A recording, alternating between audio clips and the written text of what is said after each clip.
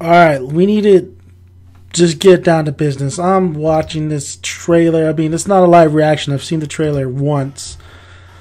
So I'm watching this trailer, man. Ghost in the Shell. I mean, a lot of controversy about this film. Scarlett Johansson's casting, the other casting in the film, Bato. I mean, just Robert Sanders, I believe his name is, whatever the fuck his name is. Let's see if I get it right. I don't really tell you. Man, let's you know what? Let's see a couple comments down below.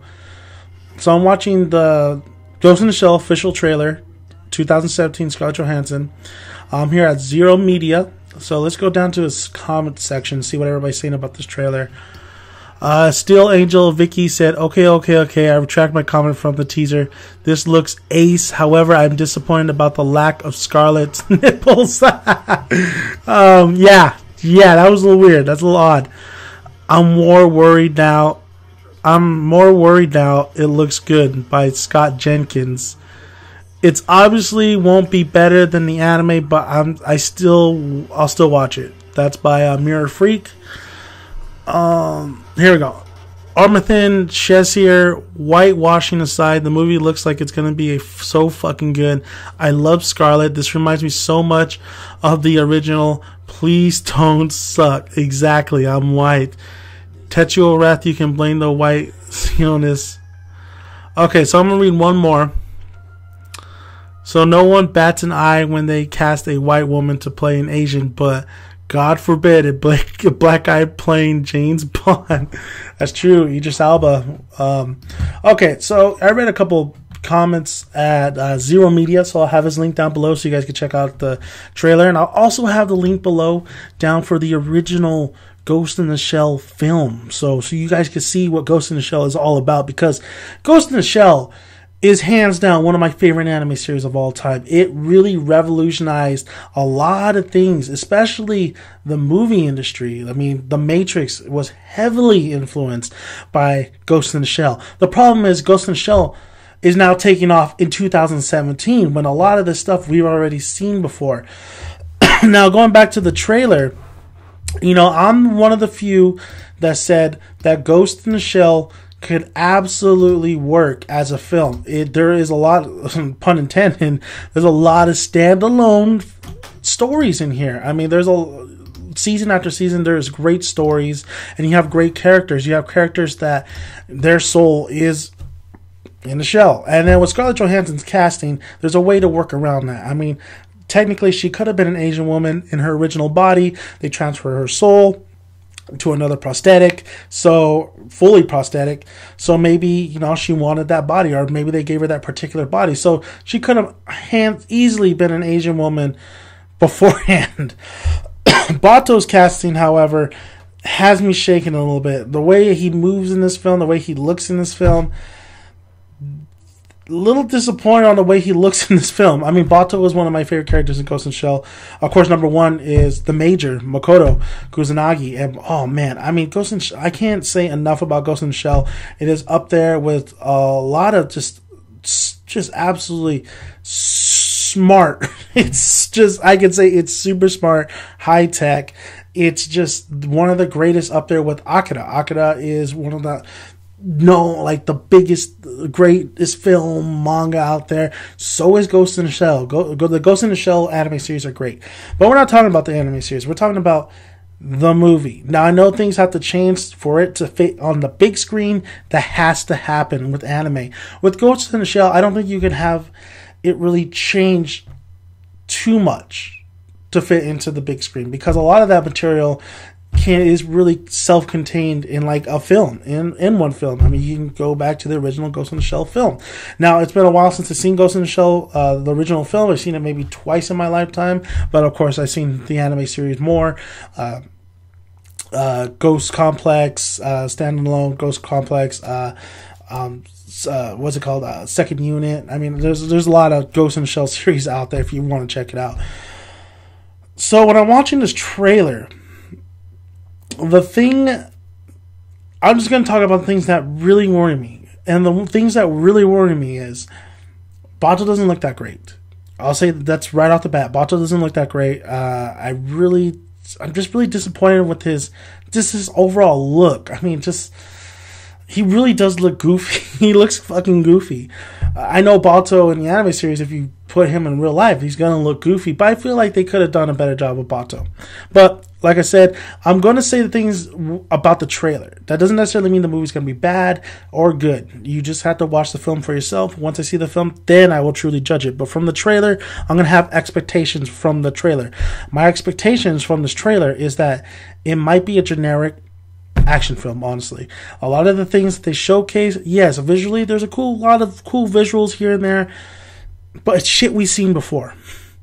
It's shits we've seen before. There doesn't seem to be too much going on where it might differ from a lot of films that we see today. I mean, that could not be the case. We can go into film and there's a lot of great action sequences and stuff. Her cloak, when she goes invisible. When she goes invisible, the cloak, I feel like that could have been handled better, because when she's falling, it doesn't look too good. I feel like Sanders, Rupert Sanders, I believe his name is. I believe he did Snow White and the Huntsman.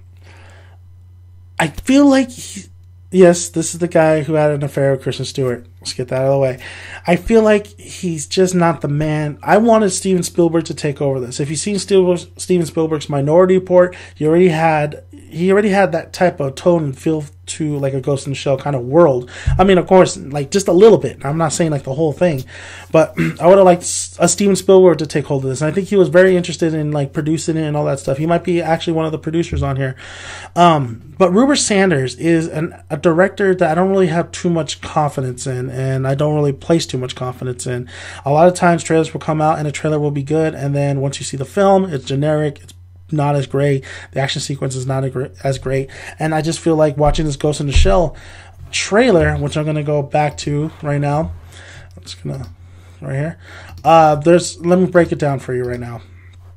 I think it's better for me to convey my feelings, but excuse me, by breaking it down a little bit. Now, I hope the original soundtrack is in the film. I saw a clip.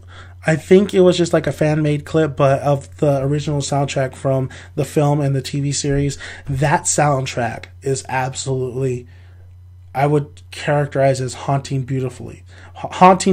I mean, it brings so emotion, different kind of feelings into a series that you just like. It just sets the mood and tone of the world that you're in, because this world is like Blade Runner. It's a Blade Runner kind of world. So, and that's what I could really compare Ghost in the Shell with, is Blade Runner. Blade Runner and Ghost in the Shell almost go hand in hand. So the geisha, I know this is their moneymaker. The geisha, with of course her walking in this alien like masked like geisha. She looks creepy, she looks crazy, and then the particular scene she's trying to assassinate some people. The world. Okay, so here we go. This shot right here. Scarlett Johansson's first shot. She has her device where she's able to do her mission. This background with her reminds me of the Star Wars prequels. And what did Red Letter Media say about Star Wars prequels and the use of CGI and George Lucas not getting off his lazy ass and directing maybe some on-set locations? Now, sometimes it's great to have a full green screen to really, make things. I mean, Life of Pi, beautiful, great movie. But in other cases, it's kind of cool to have some live locations. I know they have a couple because I've seen some of the photos. So, but she looks, that headpiece looked a little wonky. I won't lie, the geisha thing looks really cool. Really reminds me of also the Will Smith I, Robot as well. I mean, I think anybody wants to see Scarlett Johansson in a skin-tight suit. I mean, her body is fucking rocking. There's no nipples, though. I mean, they'll probably show nipples in the movies. I'm just saying. Very Matrix-like, the city. A lot of green. Her running at the wall, shooting people, slow motion. That is my problem. Running on the wall, slow motion, is not Major Kusanagi. Major Kusanagi is doing that fast pace, and she is the Major. She is a kick-ass babe, man. She will fuck you up. She beats fucking Bato's ass like nothing. She will come at you fast, furious, pun intended. But in that particular clip, she does not. I mean, that doesn't necessarily mean the whole movie's going to be like that, but the overuse of slow motion is what I absolutely hate about movies nowadays. Now, here's the thing. Here is the interesting thing, is that they're really going to play the story about Kusanagi and her past, about building her, about putting her soul into a prototype.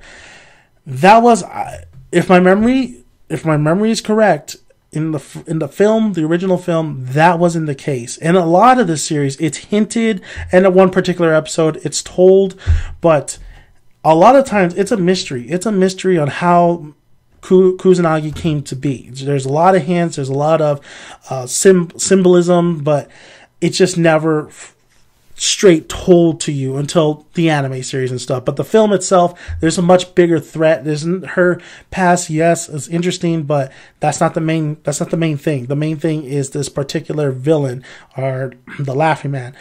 I believe it was the Laughing Man. So them including really her origin, was no need. There's no need for origin in this film. I think we could just go straight off the bat, her doing her mission. And that was the mystery of it all, was what's so intriguing about Ghost in the Shell. And the mystery about this chick who was just like fucking kicking everybody's ass was just crazy. And her unit and what she was involved with.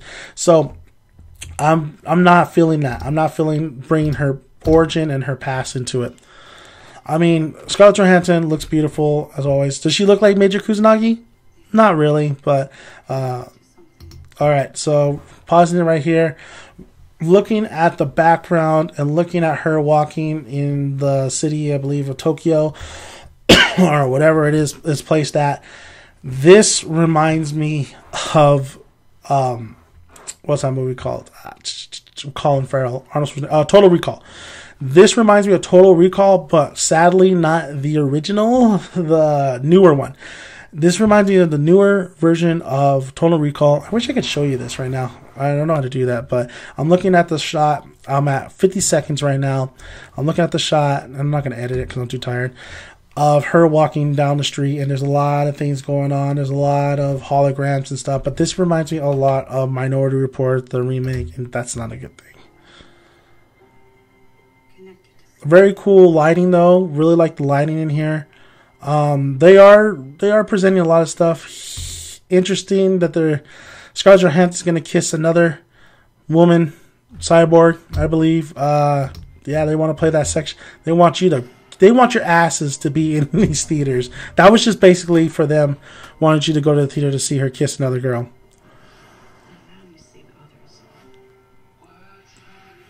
The music, yeah.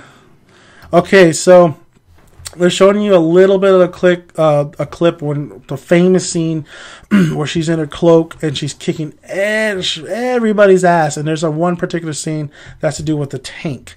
So they're showing a little bit of that. That part, hopefully, is amazing. Once again, they're doing a lot of the slow motion, which in that particular scene I'll give a pass to, but I hope they don't do so much slow motion in here. I think slow motion would actually hurt it in this type of film. We got a lot of action sequences being showcased, a lot of visuals, a lot of lighting. Here's Bato. Okay, so I stopped at 132, and Bato, I still not liking it. I'm not digging it. I like his trench coat though. It's cool. So we're gonna keep going. Stripper poles, of course. They want your ass in those seats. So what's so cool is the robotics and just the Ghost in the Shell. That's the coolest part. You know, it's the cyber tech. It's the linking into this whole mass world. There's a Futurama episode that actually plays with that idea, and it's actually really funny and really fun.